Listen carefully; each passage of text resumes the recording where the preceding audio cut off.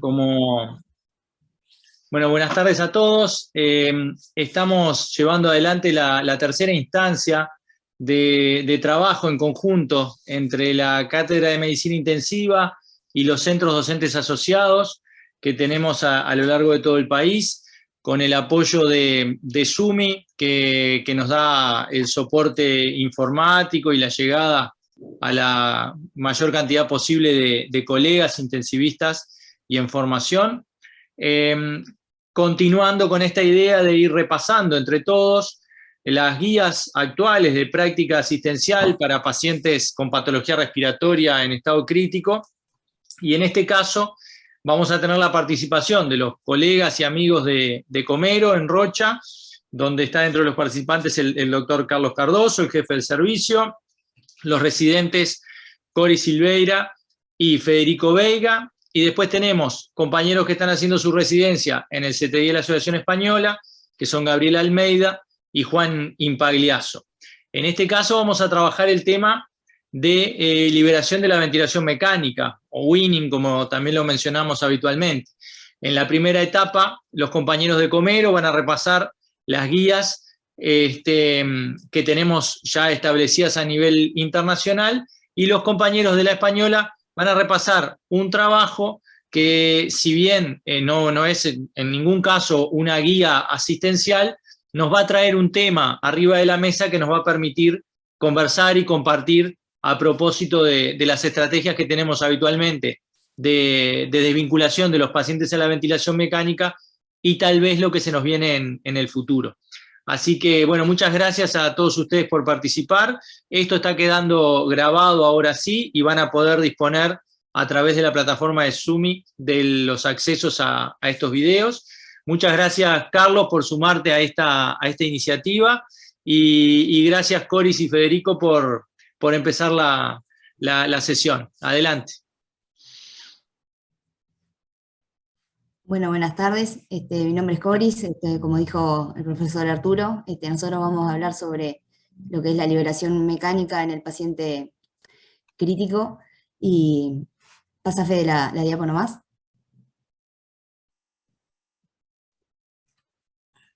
Bien, esa sería la guía de práctica clínica que fueron publicadas en el año 2006. Es una colaboración entre lo que es la ATS y la CHES. Fue una guía que se hicieron un resumen de la guía, y en sí son dos manuscritos. Una se publicó en la ATS y la otra en la CHES. La guía abarcó un equipo multidisciplinario de 22 profesionales de la salud, que no incluían solo médicos, sino también enfermería, equipo de farmacia, equipo de metodología científica, y lo que trataron fue de dejar como puntuado como no recomendaciones a seguir, porque como dice la palabra es una guía, sino para ver del tema de la ventilación mecánica, cómo la liberación podía ser de una forma más ideal en el paciente crítico. Lo que hicieron fue formular 6 preguntas en base a un formato de pico, y que cada pregunta se utilizó el enfoque GRADE, que es un enfoque que lo que hace es valorar el grado de certeza de cada recomendación y la fuerza de cada recomendación. Lo que hicieron fue clasificar cada recomendación si eran críticas o importantes para la toma de las decisiones. Cada respuesta se resumió en 4 perfiles de evidencia: en alto, moderado, bajo y muy bajo. Y para requerirse que fueran sí recomendaciones, se requería del 80% de que los miembros del panel estuvieran de acuerdo. Pasa nomás, Fede. Como decía, son en sí la guía, si bien están basadas en evidencia para optimizar la liberación de la ventilación mecánica en el crítico, lo que buscan es un equilibrio entre lo que son las condiciones ideales y las condiciones deseables, y las condiciones indeseables. No, para nada quiere decir de que en algún centro de CTI se guíen las recomendaciones tal cual como sean, sino porque no tienen en cuenta todas las diferencias que hay en cada centro de CTI. Son simplemente recomendaciones como ayuda, como guía. Esas son las tablas que aparecen en los 3 archivos que nosotros teníamos para discutir, que es como están planteados la certeza de la evidencia.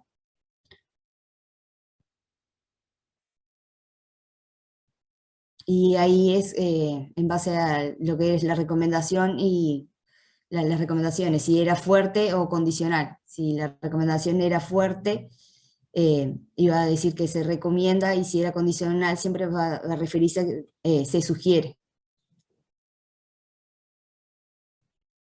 Bueno, acá con respecto a las preguntas que comenzaron a plantearse, las primeras tres preguntas fueron analizadas por la guía CHES, y en la primera pregunta se preguntaron, en pacientes hospitalizados ventilados más de 24 horas, sobre la prueba de ventilación espontánea, si debe realizarse con o sin aumento de la presión inspiratoria, ¿no? Del resumen de la evidencia se hizo una revisión sistemática que incluyó 4 estudios, todos prospectivos y aleatorizados, y 3 de ellos eran en un mismo centro.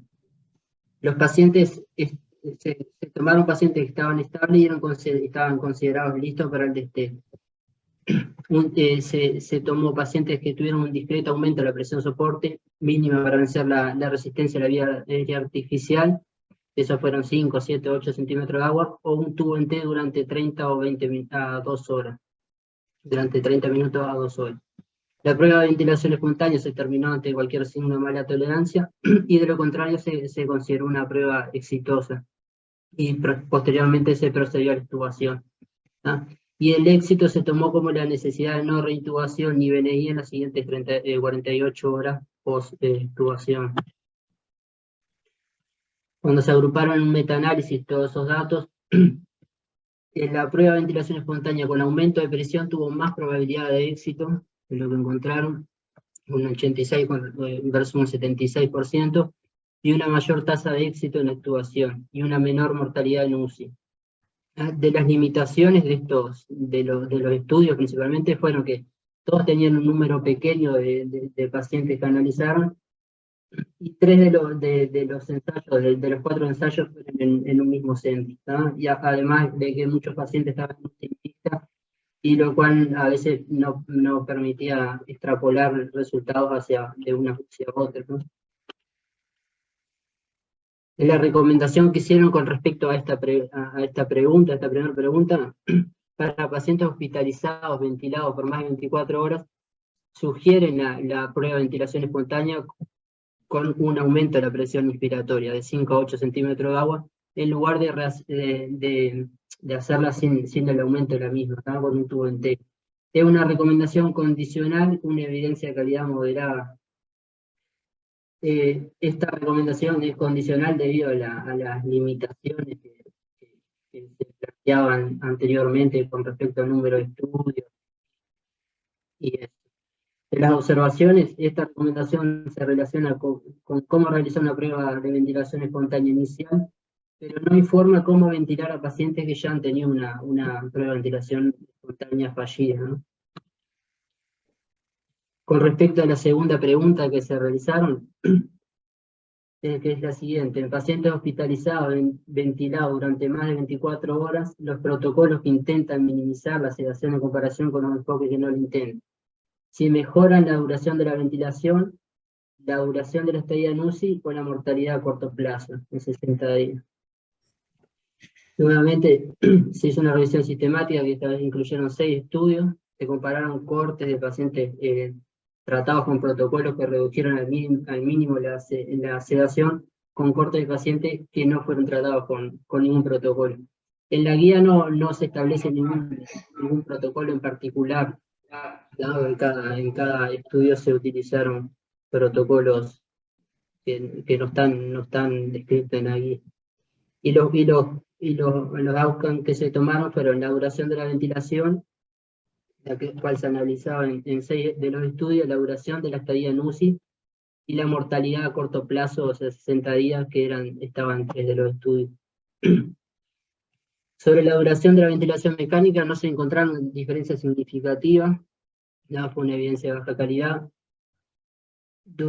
Sobre la duración de la estadía en UCI, mostró una estadía más corta en UCI en el grupo de sedación protocolizada, también con una evidencia de muy baja calidad.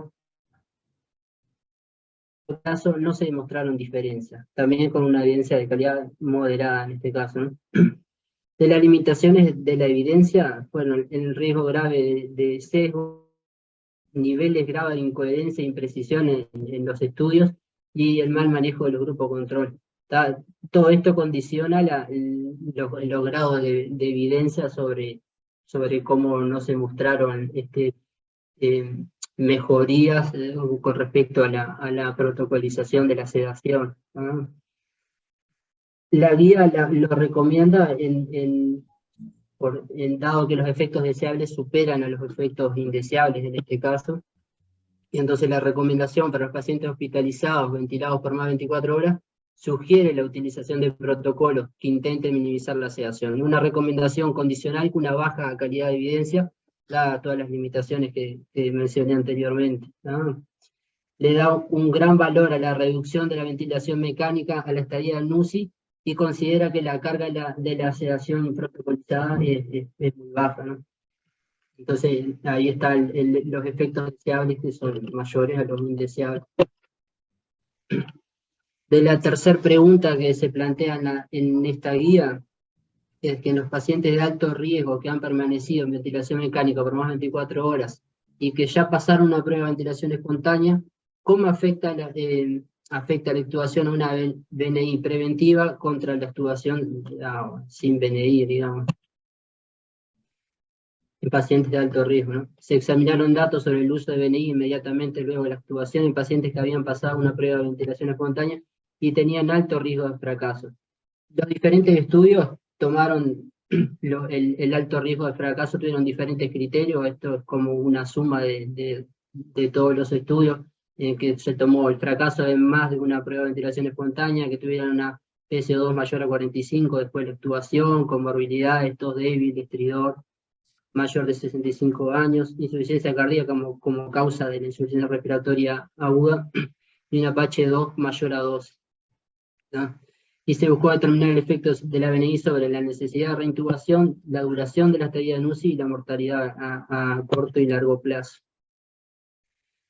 Fueron 5 ensayos controlados aleatorizados que cumplieron los criterios para la evaluación de los datos, ¿no? En el primero, que es el de NAVA, que acá están descritos ahí entre paréntesis lo que se tomó como de alto riesgo de fracaso. En este caso, que fueron el fracaso en la prueba de ventilación espontánea, la CO2 mayor a 45, las comorbilidades, la tos débil exterior, tuvieron una menor necesidad de reintubación y una menor mortalidad en UCI los pacientes que fueron intubados hacia VNI, ¿no? Después, en otro estudio como el de Ferrer, también se tomaron otros criterios de pacientes de alto riesgo, y la tasa de reintubación y mortalidad fue menor, sin diferencia en la estancia en UCI, la mortalidad a largo plazo. Los dos estudios, que ahí en principio mencionaba 5, pero hay 4 más, de los cuales hay registro ahí en la guía. También no se encontraron diferencias significativas entre los grupos de reintubación o elaboración de la estancia en UCI en los pacientes de alto riesgo que fueran hacia VNI o no. Y en el de Mohamed, que hubo una menor tasa de reintubación y una menor en ese sí. La recomendación que hace la guía sobre esta pregunta es que en pacientes con alto riesgo de falla en la extubación, que han estado recibiendo ventilación mecánica por más de 24 horas y que han pasado una prueba de ventilación espontánea, se recomienda la VNI preventiva post-extubación. Esta es la única recomendación que es fuerte en la guía, ¿tá? Y tiene un grado de evidencia moderado. Destacan que la VNI debe ser inmediatamente post-extubación, y la recomendación le otorga un gran valor a la extubación temprana. O sea, de lograr una extubación temprana. En suma, de estas primeras 3 preguntas, que fueron las que analizó la CHED, es que la VNI preventiva en pacientes de alto riesgo es eso, la única recomendación fuerte y un nivel de evidencia moderado, y que el aumento de la presión inspiratoria en la prueba de ventilación espontánea y la utilización de protocolos para disminuir la sedación son recomendaciones condicionales con un nivel de evidencia más bajo. pero que son recomendadas por el efecto, los efectos deseables que son menores que los deseados. Bueno, Es así. siguiendo con las preguntas, la número 4 plantea lo que es si la movilidad temprana dirigida a la rehabilitación debe ser protocolizada. El concepto de rehabilitación que ellos plantean en la guía es todo aquello que, o sea, independientemente de la rehabilitación de quién lo realice, ¿no? No solo era algo que lo realizara el médico intensivista, sino podía ser realizado por fisioterapia, por enfermería, y más que nada se centra en que la importancia que tiene la rehabilitación en el paciente crítico, por todo lo que conlleva el reposo prolongado en los cuidados intensivos, como es el deterioro neuromuscular, inmunológico, y que no solo es mientras que el paciente está ingresado en UCI, sino que también la debilidad después del alta, la debilidad del crítico después mismo del alta de los cuidados intensivos. Entonces lo que se hizo fue comparar la intervención temprana, consistía en, por ejemplo, la movilizada, el pasar de estar el paciente en decúbito sentado en una silla, que caminara en el lugar, mismo en la habitación, la disminución de la sedación, versus lo que es la intervención habitual diaria que se hace dependiendo del protocolo de cada unidad de cuidado intensivo, pero capaz que simplemente cambiarle de posición al paciente, colocar lo que son las medidas de úlcera para la úlcera de presión. Lo que tuvo en esta pregunta es que los ensayos en sí, la duración de la ventilación mecánica varió en todos los pacientes. No todos llevaron el mismo número de días de ventilación mecánica, que fue una de las limitantes. ¿Pasa, Fede? Lo que se identificó en esta pregunta fueron 9 resultados como críticos, y que de esos 9 resultados en sí, los pacientes que habían recibido una intervención dirigida más que nada a la ventilación, a la movilización temprana, tuvieron una duración más corta de la ventilación mecánica y tuvieron más probabilidad de poder caminar al alta hospitalaria, sin haber tenido tanta diferencia significativa en lo que es la mortalidad, la duración de los días en UCI, la capacidad del alta de caminar en UCI, la distancia en 6 minutos, y que estos ensayos no informan sobre los eventos adversos que pudieran haber tenido. Esa es una de las tablas que muestra la comparación de lo que es la intervención temprana con la intervención habitual, y en el cuarto, más o menos la cuarta fila, que es lo que dice de la habilidad la posibilidad de caminar al alta, es la que demostró que tenía más significado, como también los días de duración.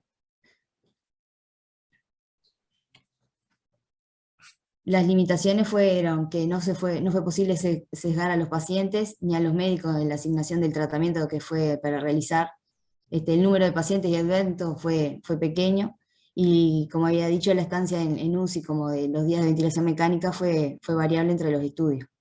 La recomendación que hacen es que para los adultos que están hospitalizados en los cuidados de CTI, que la rehabilitación protocolizada dirigida a la movilización temprana es más favorable que lo que es la rehabilitación habitual. Es una recomendación condicional de certeza baja en la evidencia. En la pregunta 5, lo que hacían es si había comparar lo que es un protocolo de liberación de la ventilación mecánica sin un protocolo. Protocolo de liberación del ventilador era cualquier uno que determinaba si el paciente estaba listo para ser liberado o no.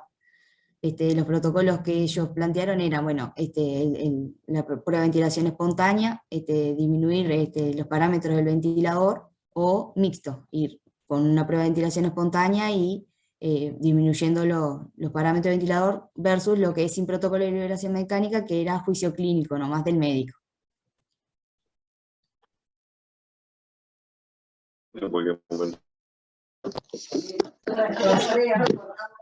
Los resultados relevantes, bueno, 5 fueron los resultados como críticos, y 1 solo fue como un resultado importante, que guiaron la formulación de las recomendaciones. De los resultados críticos estaba la mortalidad general, la mortalidad hospitalaria, la duración de la ventilación mecánica, la reintubación y la duración de la estancia en UCI.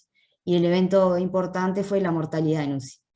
De limitaciones, era el sesgo, tanto de los médicos como de los pacientes, el número también de los participantes que fue pequeño, y la duración de la estancia en UCI que fue variable. En promedio, los pacientes que fueron tratados con un protocolo de ventilación mecánica pasaron 25 horas menos con ventilación mecánica que los pacientes que no habían sido tratados con un protocolo. También el manejo con un protocolo de liberación del ventilador llevó a ser dado de alta en UCI casi un día antes que los que no fueron manejados sin protocolo. Pero no tuvieron un efecto significativo en sí sobre lo que es la mortalidad general o las tasas de reintubación. En esa tabla vemos cuando dice de lo de que la mortalidad no demostró tener significado importante para la toma de decisiones, y sí lo de la duración de la ventilación mecánica, que si comparamos lo que es el protocolo versus sin protocolo, tiene 25 horas menos de duración de la ventilación mecánica. Pasar más fe. Como recomendación, se sugiere la utilización de un protocolo de liberación en los adultos que han sido ventilados por más de 24 horas, y es una recomendación condicional con certeza baja de evidencia.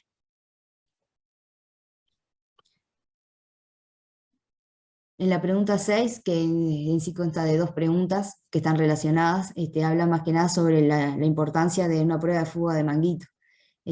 Como se sabe, si bien la intubación es una maniobra que se realiza frecuentemente en los cuidados intensivos, genera todo lo que es el edema laríngeo, y puede, no sé, y más cuando son más de 36 horas de los pacientes que están intubados. Entonces, el realizar una fuga de manguito podía favorecer darnos cuenta de si el paciente va a tener probabilidad de que se reintube o el exterior post-extubación. Dice, se debe realizar una prueba de fuga de manguito antes de la extubación en adultos con ventilación mecánica, y lo otro es la importancia de administrar corticoides sistémicos en los adultos que no son capaces de pasar una prueba de fuga de manguito. En este caso las preguntas, o sea, se basó en estudios observacionales, no se plantearon porque ya se habían hecho metaanálisis previos que estaban incluidos los resultados. Pasa nomás la siguiente, F. De esos estudios observacionales lo que se hizo fue simular un ensayo con los resultados de, bueno, si se hacía fuga de manguito positivo o fuga de manguito negativa, o sea que no pasaban los pacientes la prueba de fuga de manguito. Pasa nomás, Fe. Y ahí son los resultados críticos que se vieron, que era la falla de la extubación, el exterior post-extubación y la demora en la extubación. Los pacientes que habían sido tratados con una prueba de fuga de manguito tenían menores tendencia a la falla de la extubación, como de menor porcentaje de exterior post-extubación. Lo que se veía también era que aumentaban los días de los días libres de tubo, perdón. No, la anterior fue. Y en la segunda tabla, en la tabla 6, que era cuando se usaba corticoides, que vieron que disminuía la tasa de reintubación, el uso de corticoides. Pasa nomás, Fe. Las limitaciones en este caso fueron que el análisis se basó en sí en datos simulados de estudios observacionales, y la mayoría de los estudios primarios tuvieron un riesgo grave de sesgo.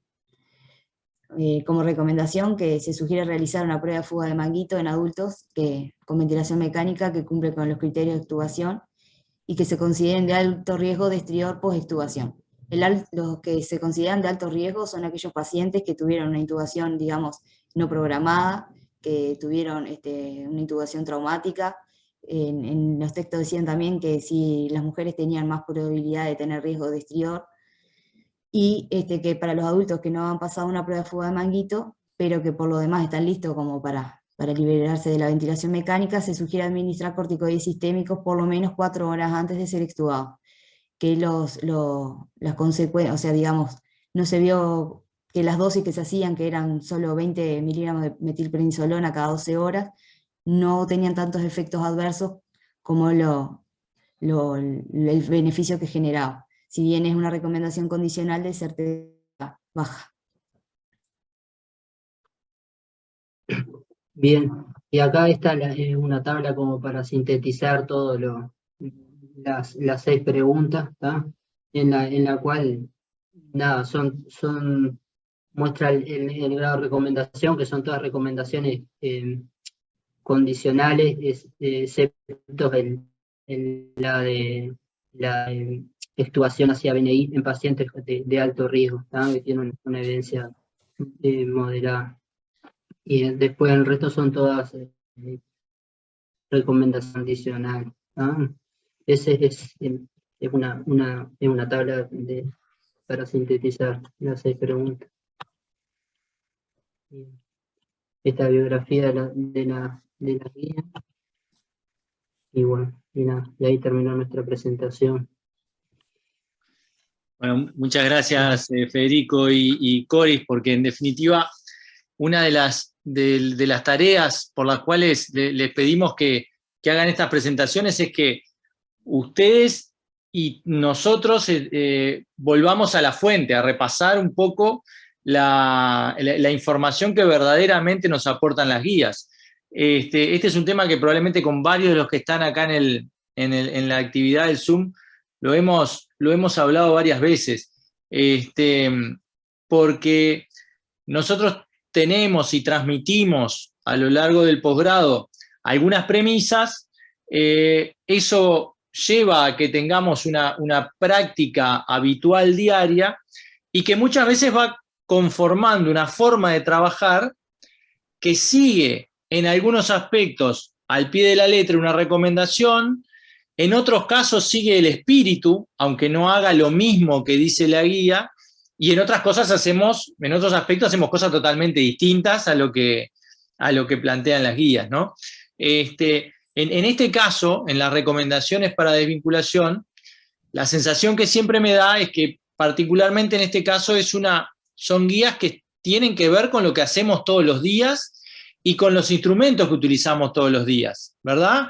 No se está mencionando nada por fuera de la tecnología habitual que manejamos, las herramientas habituales de monitoreo y los fármacos para no usar o usar menos, que es la pseudoanalgesia, y los corticoides en caso de que tengamos la sospecha de estridor. O sea que estas recomendaciones tienen mucho que ver con la forma en que trabajamos en el día a día.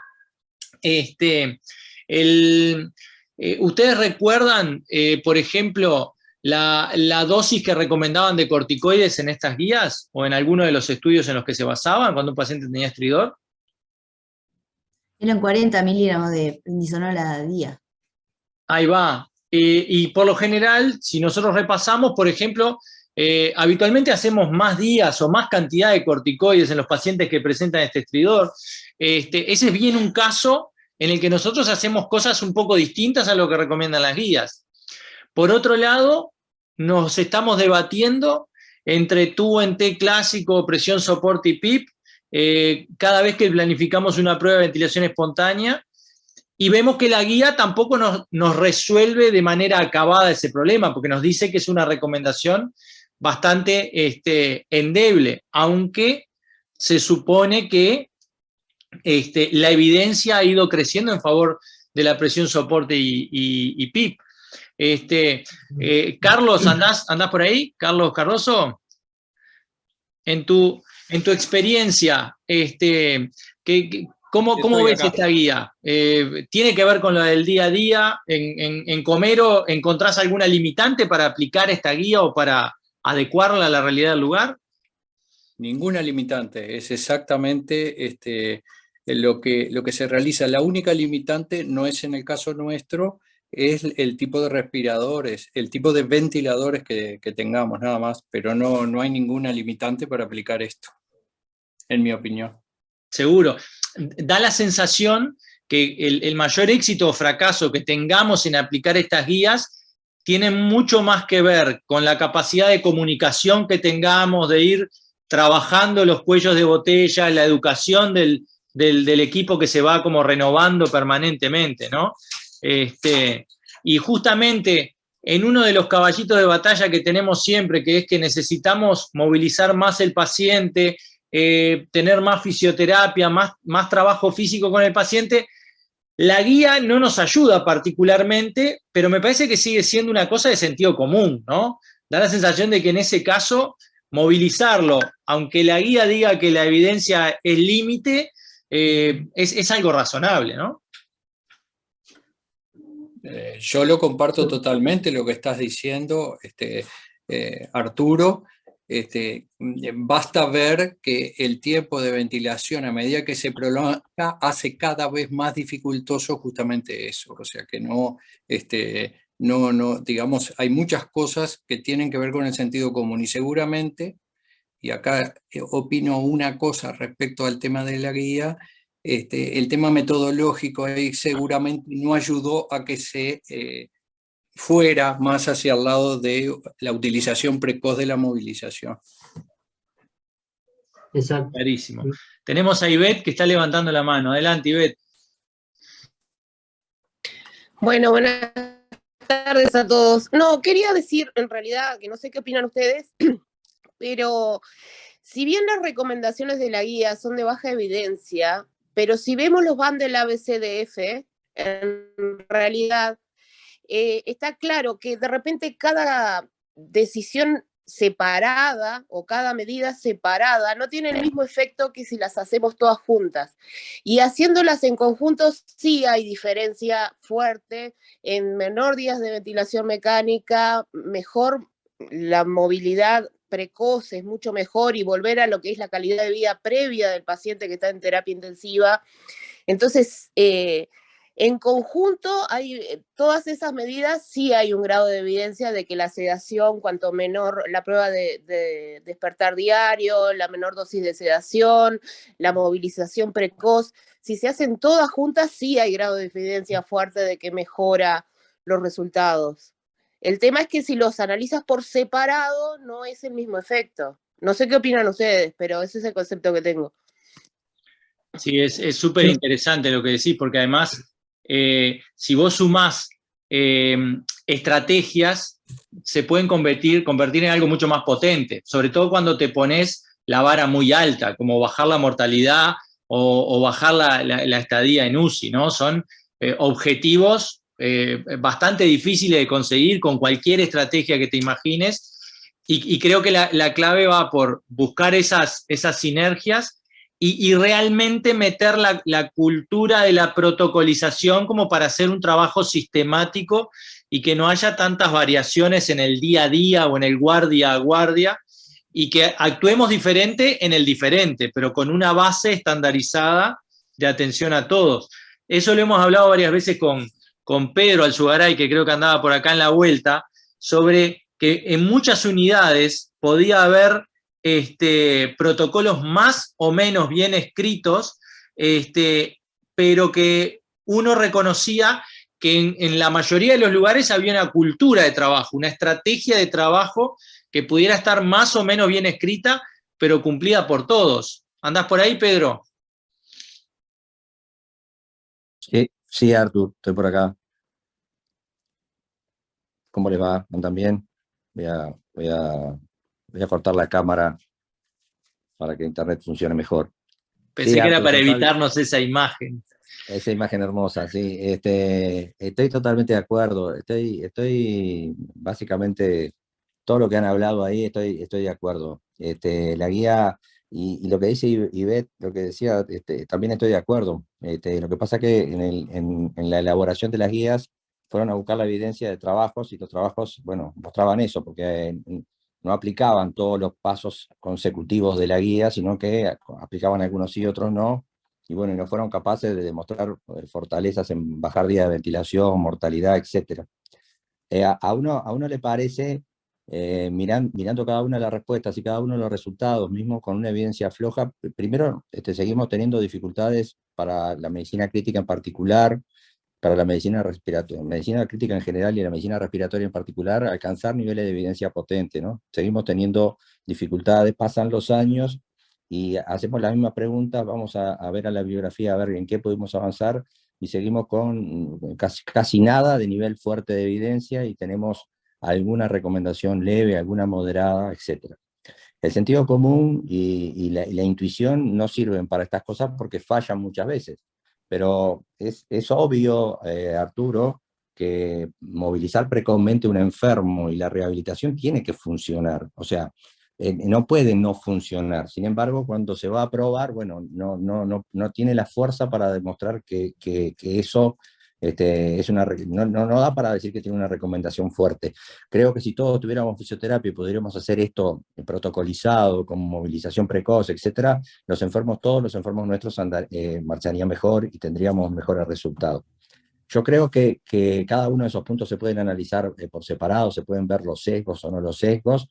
Me parece que la intención de estas actividades es repasar en la cabeza estas guías y sobre todo tenerlas, acercarnos a estas guías. Nosotros, por ejemplo, en el hospital y en algunos de los lugares que trabajo, ya no hacemos más prueba de tubo-en-T y tratamos de hacer presión de soporte, un poco amparado en la guía. Sin embargo, cuando uno va a ver la evidencia para presión de soporte, primero que hace solo presión inspiratoria y no hace PIP, que nosotros hacemos el doble nivel de presión, y segundo, que se basa en estudios 3 de un solo centro. Entonces, si uno va a ver ahí, ahora estábamos, la semana pasada estuvimos en San Pablo, y Amato hablaba de una evidencia, y la evidencia salía de la unidad de Tobin, y Tobin tiene todos sus enfermos están traqueostomizados y tienen EPOC. Entonces, si alguno de los centros eran de Martin Tobin, es obvio que iban a andar mejor con presión de soporte que con tubo-en-T.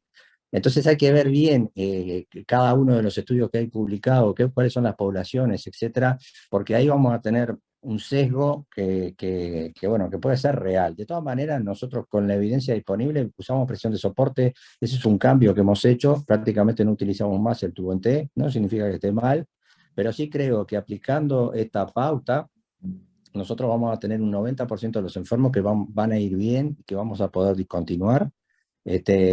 Al protocolo de sedación, siempre digo lo mismo, tener un protocolo de sedación que tampoco ha demostrado, cuando lo van a aprobar para demostrar, tampoco ha demostrado, por lo menos suspender la sedación en forma diaria. Eso sí creo que es mínimo, suspender la sedación, porque con los enfermos dormidos no podemos adelantar, y ya vimos que en el protocolo de destete, cuando había un protocolo de destete se adelantaban 24 horas, y eso eran 24 horas menos el CTI. O sea que cuanto más podamos aumentar y disminuir los días de CTI, mejorando la posibilidad de sacar el enfermo, me parece que eso es clave. Así que comparto 100% esos puntos. Tenemos que tratar de que todas las unidades, por lo menos en la que trabajamos, tratar de aplicarlo. Obviamente que hay diferencias y que algunos enfermos van a ir mejor o peor. Y después va a haber un porcentaje chico de pacientes que no entran dentro de esto y que vamos a tener que aplicar, poner cabeza y hacer otras cosas, que en algunos CTI que tienen muchos enfermos ventilados, como el hospital de clínica, a veces es un problema. Tenemos muchos enfermos con problemas de la discontinuación, y otros CTI que tienen 25-30% de los enfermos ventilados del total de ingresos, van a tener mucho menos de esos enfermos, y con estas guías van a andar fundamentalmente bien. Esa es un poco la idea, Arturo. Y disculpa si me extendí, como siempre me entiendo un poco. Pero ahí está la gracia también. De hecho, ya los compañeros habían resaltado eso, ¿no? El sesgo que hay de acumular evidencia en un solo centro. En definitiva, la guía en ese aspecto está haciéndole una evaluación de calidad prácticamente al grupo ese, cómo trabaja la salida del ventilador de sus enfermos. Yo me estaba fijando ahora, pero creo que no se pudo conectar. Sebastián Cuello, justo que es un grado 2 de allá de la cátedra, está haciendo su maestría en analizar qué ocurre con distintas variables durante la desvinculación de pacientes que se los somete a una prueba de ventilación espontánea con presión de soporte y PIP. Y alguna de las cosas que vemos es que hay un grupo de pacientes a los que verdaderamente esa prueba les está significando un test de tolerancia cardiopulmonar, y otros pacientes uno le modifica las condiciones y prácticamente no notas un cambio cuando le bajás el soporte y la PIP. Entonces, también ahí hay que empezar a hilar más fino, porque hay pacientes que realmente los estás testeando y a otros no les estás poniendo ninguna exigencia. Entonces, después ponemos en la misma bolsa a todos esos pacientes y definimos éxito o fracaso de una estrategia, cuando en realidad tal vez haya subgrupos de pacientes a los que realmente estamos exigiendo y a otros van a salir del ventilador porque ya están más que prontos para tolerar ese ejercicio. En la segunda